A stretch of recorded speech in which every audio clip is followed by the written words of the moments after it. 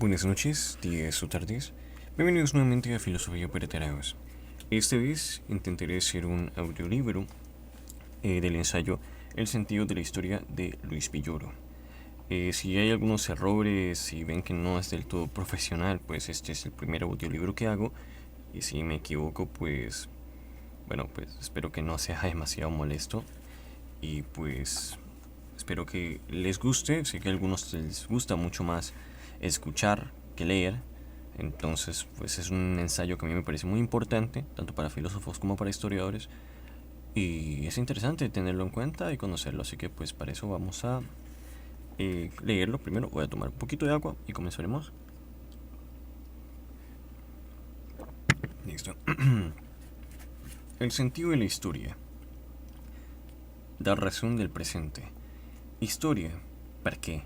La primera respuesta en acudir a la mente sería: la historia obedece a un interés general en el conocimiento. Al historiador, como cualquier científico, le interesa conocer un sector de la realidad.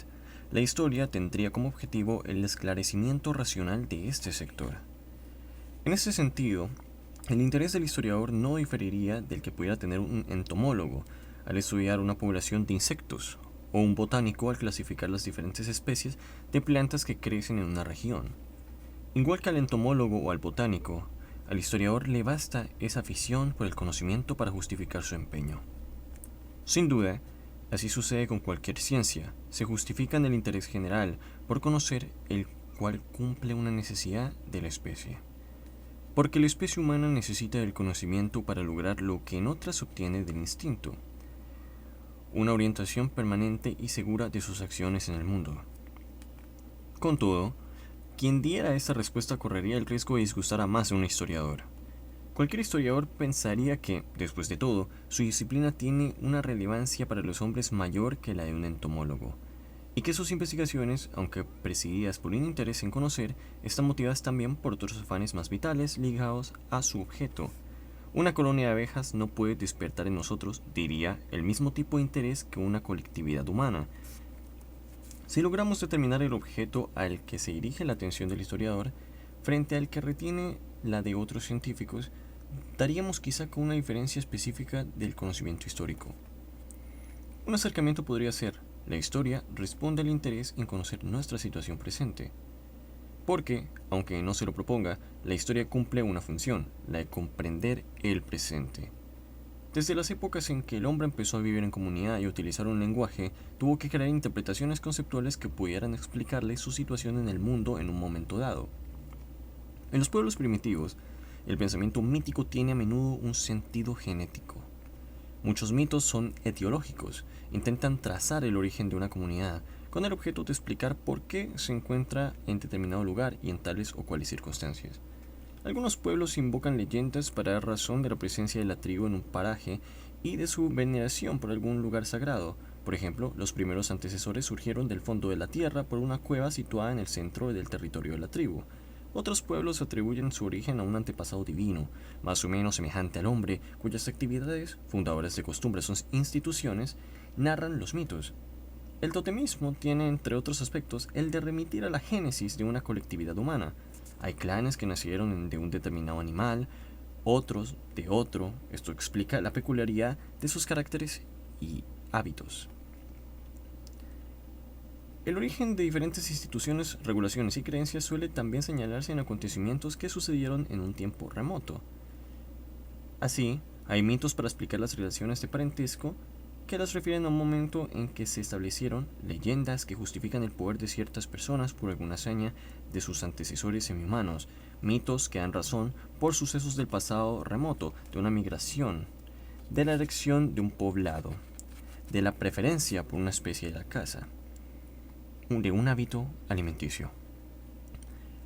Parecería que, de no remitirnos a un pasado con el cual conectar nuestro presente, este resultará incomprensible, gratuito, sin sentido. Remitirnos a un pasado dota al presente de una razón de existir, explica el presente. Esta función que cumplía el mito en las sociedades primitivas, la cumple la historia en las sociedades desarrolladas. Un hecho deja de ser gratuito al conectarse con sus antecedentes. A menudo la conexión es interpretada como una explicación y el antecedente en el tiempo como causa. En historia se suelen confundir las dos acepciones de la palabra principio. Principio quiere decir primer antecedente temporal de una secuencia, inicio, pero también tiene el sentido de fundamento, de base en que descansa la validez o la existencia de algo, como cuando hablamos de los principios del derecho o del Estado. La historia quizá nazca, como lo hizo notar Mark Bloch, de lo que él llamó ídolo de los orígenes o ídolo de los principios, es decir, de la tendencia a pensar que al hallar los antecedentes temporales de un proceso, descubrimos también los fundamentos que lo explican. La historia nacería, pues, de un intento por comprender y explicar el presente acudiendo a los antecedentes que se presentan como sus condiciones necesarias. En este sentido, la historia admite que el pasado da razón del presente, pero a la vez supone que el pasado solo se descubre a partir de aquello que explica el presente. Cualquier explicación empírica debe partir de un conjunto de hechos dados, para inferir de ellos otros hechos que no están presentes, pero que debemos suponer para dar razón de los primeros. Así también en la historia. El historiador pensará, por ejemplo, que el estado actual puede explicarse por sus orígenes, pero si se propone esa tarea es justamente porque ese estado existe, en el presente, con ciertas características que plantean preguntas, y son esas preguntas las que incitan a buscar sus antecedentes. El historiador tiene que partir de una realidad actual, nunca de una situación imaginaria. Esto es lo que separa su indagación del novelista, quien también, a menudo, escudriña en el pasado. ¿Quiere esto decir que, a la vez que el pasado permite comprender el presente plantea las interrogaciones que incitan a buscar el pasado? De allí que la historia pueda verse en dos formas, como un intento de explicar el presente a partir de sus antecedentes pasados o como una empresa de comprender el pasado desde el presente. Puede verse como retroicción, es decir, como un lenguaje que infiere lo que pasó a partir de lo que actualmente sucede. Esta observación podría ponernos en la pista de una motivación importante de la historia. El historiador, al examinar su presente, suele plantearle preguntas concretas. Trate de explicar tal o cual característica de su situación que le importa especialmente porque su comprensión permitirá orientar la vida en la realización de un propósito concreto. Entonces, al interés general por conocer se añade un interés particular que depende de la situación concreta del historiador. Es cierto que ese interés particular puede quedar inexpresado, oculto detrás de la obra. Es cierto también que a menudo puede permanecer inconsciente para el historiador, asunto de psicología, al margen de los métodos históricos empleados, pero aunque no esté dicho, se muestra en las preguntas explícitas o tácticas, tácitas, perdón, me he confundido, que presiden de la obra histórica. Así, el intento de explicar nuestro presente no puede menos que estar motivado por un querer relacionado con este presente. Benedetto Croce describía la historia como el acto de comprender y entender inducido por los requerimientos de la vida práctica. En efecto, la historia nace de necesidades de la situación actual que incitan a comprender el pasado por motivos prácticos. Si nos fijamos en esta relación presente-pasado, veremos cómo son intereses particulares del historiador que se originan en su coyuntura histórica concreta, los que suelen moverlo a buscar ciertos antecedentes, de preferencia a otros. A modo de ejemplos, podríamos recordar algunos momentos de la historiografía. La historia política, con base documental, tiene sus inicios en historiadores renacentistas italianos. Ellos necesitaban indagar los antecedentes en que se basaban los pequeños estados de la península, con el objeto de recomendar a los príncipes las medidas eficaces para consolidarse. El comienzo de una metodología crítica se encuentra en historiadores y teólogos de la Reforma Protestante. ¿Por qué en ellos? Porque querían dejar de lado lo que consideraban aberraciones del catolicismo. Había que explicar por qué la Iglesia se había corrompido y redescubrir el mensaje auténtico del Evangelio para normar sobre él sus vidas. Para ello tuvieron que establecer métodos más confiables que permitieran discriminar entre los documentos verdaderos y los falsos, someter a crítica la veracidad de los testigos, antiguos padres, legisladores e historiadores de la Iglesia, determinar los autores y las fechas de elaboración de los textos. Para poder demostrar la justeza de sus pretensiones, tuvieron que intentar un nuevo tipo de historia. Por más útiles que hayan sido al interés general de la ciencia, los inicios de la crítica documental estuvieron motivados por un interés particular de la vida coetánea. Pensemos en ejemplos más cercanos a nosotros. La historia de México nace a partir de la conquista. Los primeros escritos responden a un hecho contemporáneo, el encuentro de dos civilizaciones. Intentan manejarlo racionalmente para poder orientar la vida ante una situación tan desusada. De allí, los diferentes tipos de historia con que nos encontramos. Los cronistas escriben con ciertos objetivos precisos: justificar la conquista o a determinados hombres de esa empresa, fundar las pretensiones de dominio de la cristiandad o de la corona, dar fuerza a las peticiones de mercedes de los conquistadores o aún de nobles indígenas. Otras obras tienen fines distintos. Las historias de los misioneros están dirigidas principalmente a explicar y legitimar la evangelización, esto es, la colonización cultural. Un examen superficial de las historias escritas por misioneros basta para percatarnos de que responden a una pregunta planteada por el presente: ¿cómo es posible salvar a ese nuevo pueblo, es decir, asimilarlo a los valores espirituales de la cristiandad? En el siglo XIX, el condicionamiento de la historia por los requerimientos presentes es aún más claro. Las historias que escriben Bustamante, Zavala y Alamán están regidas por la misma idea. Urge rastrear en el pasado inmediato las condiciones que expliquen por qué la nación ha llegado a la situación postrada en que se encuentra, al mismo tiempo que contestan preguntas planteadas por su situación, justifican programas que orientan la acción futura. La historia intenta dar razón de nuestro presente concreto. Ante él no podemos menos que tener ciertas actitudes y albergar ciertos propósitos. Por ello, la historia responde a requerimientos de la vida presente.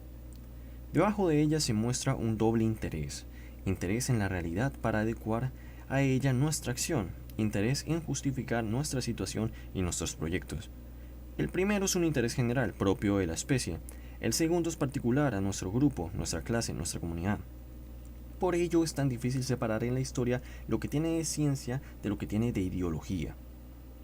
Sin duda, ambos intereses pueden coexistir sin distorsionar el razonamiento, pero es frecuente que los intereses particulares del historiador, ligados a su situación, dirijan intencionadamente la selección de los datos, la argumentación y la interpretación, a modo de mostrar la existencia de una situación pasada que satisfaga esos intereses.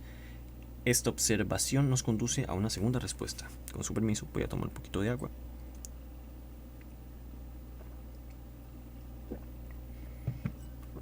Y prosigo con el segundo apartado: integrar o liberar.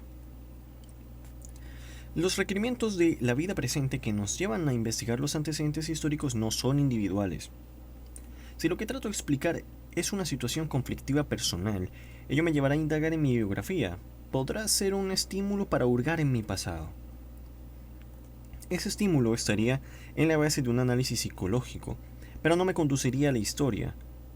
Las situaciones que nos llevan a hacer historia rebasan al individuo, plantean necesidades sociales colectivas en las que participa un grupo, una clase, una nación, una colectividad cualquiera.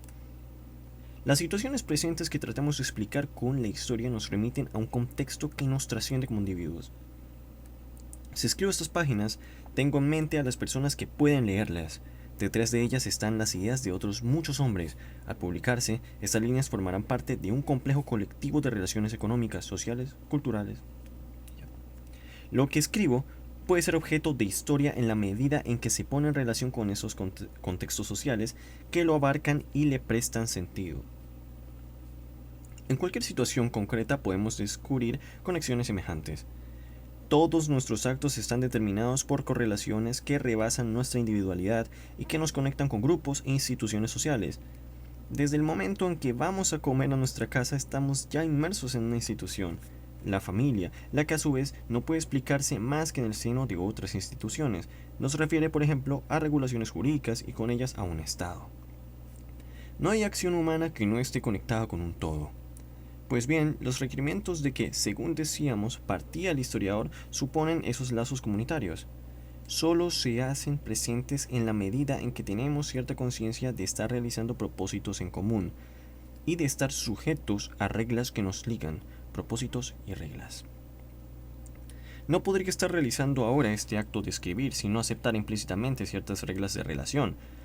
Pueden no ser normas escritas como las reglas más elementales de comunicación entre los hombres, el respeto a las ideas ajenas, la necesidad de claridad, la consideración del lector posible, etc.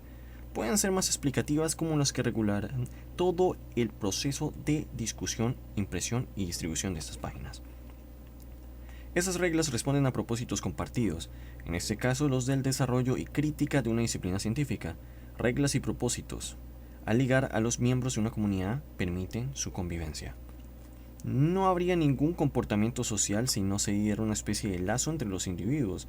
Una colectividad, un grupo, una nación, mantienen su cohesión mediante las reglas compartidas y los propósitos comunes que ligan entre sí a todos sus miembros. La historia, al explicar su origen, permite al individuo comprender los lazos que lo unen a una comunidad. Esta comprensión puede dar lugar a actitudes diferentes. Por una parte, al comprenderlas, las reglas y propósitos comunitarios dejan de ser gratuitos, en la medida en que los insertamos en un proceso colectivo que rebasa a los individuos, cobran significado. Por eso, dar razón de ellos los afianza y justifica ante los individuos. Al hacer comprensibles los lazos que unen a una colectividad, la historia promueve actitudes positivas hacia ella y ayuda a consolidarlas. La historia ha sido, de hecho, después del mito, una de las formas culturales que más se han utilizado para justificar instituciones, creencias y propósitos comunitarios que prestan cohesión a grupos, clases, nacionalidades e imperios. En Israel, primero, en Grecia y Roma después, la historia actuó como factor cultural de unidad de un pueblo e instrumento de justificación de sus proyectos frente a otros. Desde entonces, la historia ha sido un elemento indispensable en la consolidación de las nacionalidades. Ha estado presente tanto en la formación de los estados nacionales como en la lucha por la sobrevivencia de las nacionalidades oprimidas. En otros casos, la historia se trata de regiones, grupos o instituciones, ha servido para que los individuos cobren conciencia de su pertenencia a una etnia, a una comunidad cultural, a una comarca. Al hacerlo, ha propiciado la integración y perduración del grupo como colectividad. Ninguna actividad intelectual ha logrado mejor que la historia dar conciencia de la propia identidad a una comunidad. La historia nacional, regional o de grupos cumple, aún sin proponérselo, con una doble función social. Por un lado, favorece la cohesión en el interior del grupo. Por el otro, refuerza actitudes de defensa y de lucha frente a los grupos externos. En el primer sentido, puede ser producto de un pensamiento que propicia el dominio de los poderes del grupo sobre los individuos. En el segundo, puede expresar un pensamiento de liberación colectiva frente a otros poderes externos. Las historias nacionales, oficiales, suelen colaborar a mantener el sistema de poder establecido y manejarse como instrumentos ideológicos que justifican la estructura de dominación imperante. Con todo, muchas historias de minorías oprimidas han servido también para alentar su conciencia de identidad frente a los otros y mantener vivos sus anhelos libertarios. Pero el acto de comprender los orígenes de los vínculos que prestan cohesión a una comunidad puede conducir a un resultado diferente al anterior. En lugar de justificarlos, podemos en cuestión revelar el origen humano, demasiado humano, de creencias e instituciones puede ser el primer paso para dejar de atacarlas. Al mostrar que, en último término, todas nuestras reglas de convivencia se basan en la voluntad de hombres concretos, la historia vuelve consciente la posibilidad de que otras voluntades les nieguen obediencia. Las historias de la Iglesia, desde la Reforma hasta el modernismo liberalismo, contribuyeron tanto como la crítica filosófica a la desacralización del catolicismo. La historia de Moors del siglo XIX fue un factor importante en la desmistificación del absolutismo. Desde Heródoto, la historia, al mostrar la relatividad de las costumbres y creencias de los distintos pueblos, ha sido un estímulo constante de crítica a la inmovilidad de las convenciones imperantes. En otros casos, los estudios antioficiales, al poner en cuestión las versiones históricas en uso y desvelar los hechos e intereses reales que dieron origen a las ideologías vigentes, han servido también para desacreditarlas. Comprender que las reglas y los propósitos que el Estado nos inculca fueron producto de intereses particulares puede arrojar sobre ellos el descrédito. La historia obtiene también este segundo resultado cuando se propone mostrar los procesos de cambio de instituciones y normas de convivencia. Entonces revela cómo detrás de estructuras que se pretenden inmutables está la voluntad de hombres concretos y cómo otras voluntades pueden cambiarlas. Tal sucede en la historia de los procesos revolucionarios o liberadores, desde Michelet hasta Trotsky. La historia de las revoluciones ha servido de inspiración a muchos movimientos libertarios. ¿Para qué la historia? Intentemos una segunda respuesta. Para comprender, por sus orígenes, los vínculos que prestan cohesión a una comunidad humana y permitirle al individuo asumir una actitud consciente ante ellos. Esa actitud puede ser positiva. La historia sirve entonces a la cohesión de la comunidad. Es un pensamiento integrador, pero puede también ser crítica. La historia se convierte en pensamiento disruptivo. Porque, al igual que la filosofía, la historia puede expresar un pensamiento de reiteración y consolidación de los lazos sociales o, a la inversa, un pensamiento de ruptura y de cambio. Permiso, voy a tomar agua.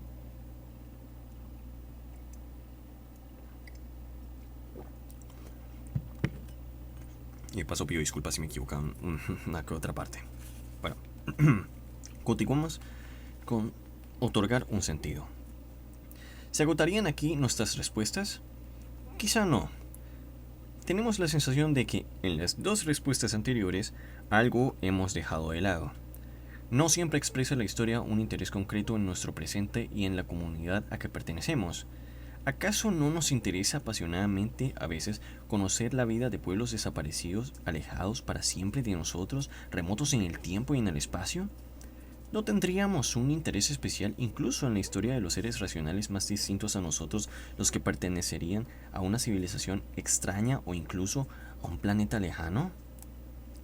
Estas preguntas podrían abrirnos a un interés más profundo que los anteriores, quizá el más entrañable de los que mueven a hacer historia. Sería el interés por la condición y el destino de la especie humana, en el pedazo del cosmos en que le ha tocado vivir. Ese interés se manifiesta en dos preguntas, nunca expresadas, presupuestas siempre en cualquier historia: la pregunta por la condición humana, la pregunta por el sentido. La historia examina con curiosidad cómo se han realizado las distintas sociedades, en las formas más disímbolas. La multiplicidad de las culturas, de los quehaceres del hombre, de sus actitudes y pasiones, el abanico entero, en suma, de las posibilidades de vida humana se despliega ante sus ojos.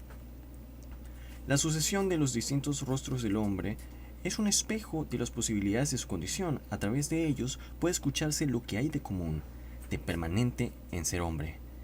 Historia magistra vitae no porque dicte normas o consejos edificantes, menos aún porque dé recetas de comportamiento práctico, maestra de la vida, porque enseña a través de ejemplos concretos lo que puede ser el hombre.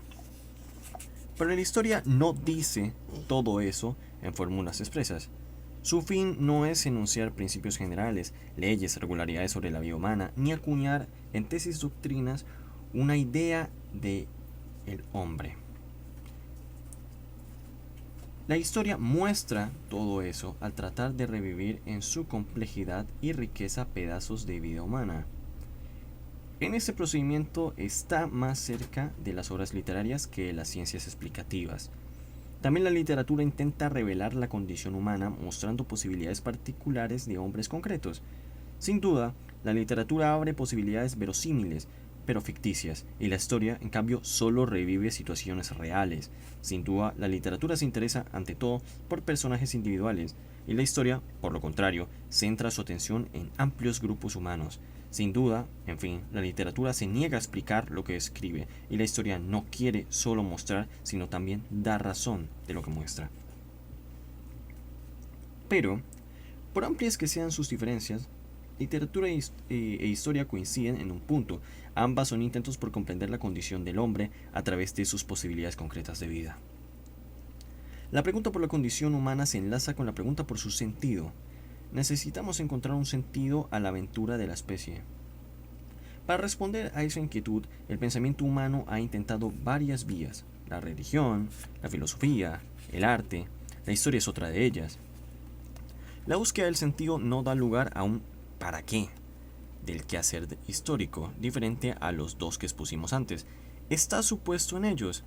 El interés en explicar nuestro presente expresa justamente la voluntad de encontrar a la vida actual un sentido. Por otra parte, la historia nos lleva a comprender, dijimos, lo que agrupa, lo que relaciona, lo que pone en contacto entre sí a los hombres, haciendo que trasciendan a su asilamiento. Con ello, estaría respondiendo a la necesidad que tenemos de prestar significado a nuestra vida personal al ponerla en relación con la comunidad de los otros hombres. El historiador permite que cada uno de nosotros se reconozca en una colectividad que lo abarca. Cada quien puede trascender entonces su vida personal hacia la comunidad de otros hombres y en ese trascender su vida adquiere un nuevo sentido. La existencia de un objeto, de un acontecimiento, cobra sentido al comprenderse como un elemento que desempeña una función en un todo que lo abarca. Ve una extraña barra de hierro. ¿Qué haces allí ese objeto? Ah, es la palanca de una máquina. Me digo, el objeto ha dejado de ser absurdo. La máquina ha dado un sentido a la existencia de la palanca, el proceso de producción a la máquina, la sociedad de mercado al proceso de producción y así sucesivamente. La integración en una totalidad conjura el carácter gratuito en apariencia sin sentido de la pura existencia. De parecida manera, en los actos humanos, la carrera desbocada de un hombre en los llanos de Maratón cobra sentido como parte de una batalla, pero sería absurda si no hubiera salvado a un pueblo, el cual adquiere significado al revivir 2 milenios después en otras culturas, las cuales cobran sentido, hasta llegar a un término, la integración en la totalidad de la especie humana. La historia ofrece a cada individuo la posibilidad de trascender su vida personal en la vida de un grupo. Al hacerlo, le otorga un sentido y, a la vez, le ofrece una forma de perdurar en la comunidad que lo trasciende. La historia es también una lucha contra el olvido, forma extrema de la muerte. ¿Y cuál sería el grupo más amplio, el último hacia el cual podría trascender nuestra individualidad? La respuesta ha variado. En las primeras civilizaciones, el mito primero, la historia después, otorgan sentido al individuo, al integrarlo en una tribu o en un pueblo, pero ese pueblo solo cobra sentido ante la mirada del Dios. La historia judía no rebasa, en ese aspecto particular, la perspectiva reducida de los anales egipcios o asirios. En Grecia, el horizonte empieza a ser más amplio. Más allá de la integración de los pueblos helénicos, se apunta a una colectividad en la que los actos tanto de los griegos como de los bárbaros cobrarían sentido. Heródoto abre su historia con estas palabras. Heródoto de Halicarnaso expone aquí sus investigaciones. Historia, en griego, puede traducirse por investigación, para impedir que lo que han hecho los hombres se desvanezca con el tiempo y que grandes y maravillosas hazañas, recogidas tanto por los griegos como por los bárbaros, dejen de nombrarse. Heródoto quiere impedir que un momento de vida se borre de la mente de otros hombres y, en este punto, no hace diferencia entre griegos y bárbaros. Lo que lo mueve es, en último término, permitir que esa vida subsista en la conciencia general de la especie. Sin embargo, ni griegos ni romanos tuvieron una idea clara del papel que podrían desempeñar sus pueblos en el seno de una colectividad más amplia. Esto solo acontece con la historia cristiana. Para ella, todos los pueblos cumplen una función en un designio universal que compete a la humanidad entera. Con todo, ese designio no es inmanente a la propia humanidad, sino producto de la economía divina. Más tarde, a partir de Vico, las leyes que gobiernan a la historia humana se conciben inherentes a esta. Los grandes ciclos de la vida de la humanidad, o bien su progreso hacia una meta final, es la que puede otorgar sentido a cualquier historia particular. Por eso, la mayor trascendencia que puede alcanzar la historia está ligada a la historia universal. En la historia universal, cada individuo que haya incorporado a la especie en una comunidad de entes racionales. En ese empeño llegaría a su final el afán de integrar toda vida individual en un todo que la trascienda. ¿Llegaría a su fin en verdad? Si los actos humanos cobran un nuevo sentido al integrarse a una comunidad y, a través de ella, a la humanidad, ¿no podríamos preguntar también ¿y qué sentido tiene la especie humana en la inmensidad del cosmos? La historia actual no puede dar con una respuesta, como no puede darla ninguna ciencia. Solo la religión puede atreverse a balbucir alguna. Pero, ¿cuál sería la comunidad última en que pudiera integrarse la historia de la especie? Solo la comunidad de todo ente racional y libre posible. Tal vez en un futuro incierto y lejano, en su persecución nunca satisfecha de una trascendencia, el hombre busque el sentido de su especie o el papel que desempeñe en el desarrollo de la razón en el cosmos. Tal vez entonces la historia universal de la especie se ligue a una historia cósmica. Bastará una observación para mostrar que ese ideal está ya presente en nosotros. Sin duda, se nos ha ocurrido la posibilidad de que, en una catástrofe futura causada por los mismos hombres o por un acontecimiento cósmico, la humanidad dejara de existir. ¿No sería para nosotros una necesidad dejar un testimonio de lo que fuimos? Ante una amenaza semejante, pensaríamos en dejar alguna señal, lo más completa posible de lo que fue la especie humana, para que si en épocas futuras comunidades racionales de otros planetas vinieran al nuestro, rescataran nuestra humanidad del olvido. Este sería, en suma, el último móvil de la historia, su para qué, su más profundo dar un sentido a la vida del hombre al comprenderla en función de una totalidad que la abarca y de la cual forma parte, la comunidad restringida de otros hombres primero, la especie humana después, y tal vez, en su límite, la comunidad posible de los entes racionales y libres del universo. Bueno, y así finalizamos el ensayo del sentido de la historia de Luis Villoro.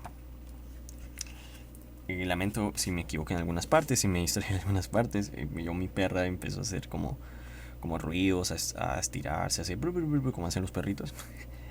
y pues me distraje, entonces leí algunas palabras mal. Pero espero que les haya gustado bastante la narración y los invito a leer este ensayo. Lo pueden encontrar en internet. Si quieren, pues pueden comprarlo, de un compilado de ensayos de Luis Villoro que se llama El concepto de ideología. Suele estar bastante barato, es un libro de fondo de cultura económica muy chiquitico, un brevario. No, si eres colombiano no ha de costarte más de 20.000 pesos, más o menos. Así que pues, sin más que agregar, muchas gracias por escuchar, espero que les haya gustado y nos vemos en la próxima narración, que intentaré que sea también de algún ensayo, porque creo que hacer narraciones de de libros enteros me costaría ya bastante más tiempo. Se me tardé 30 minutos en un solo ensayo, que creo que no son ni 20, 30 páginas, creo. Así que, bueno, sin más que decir, adiós.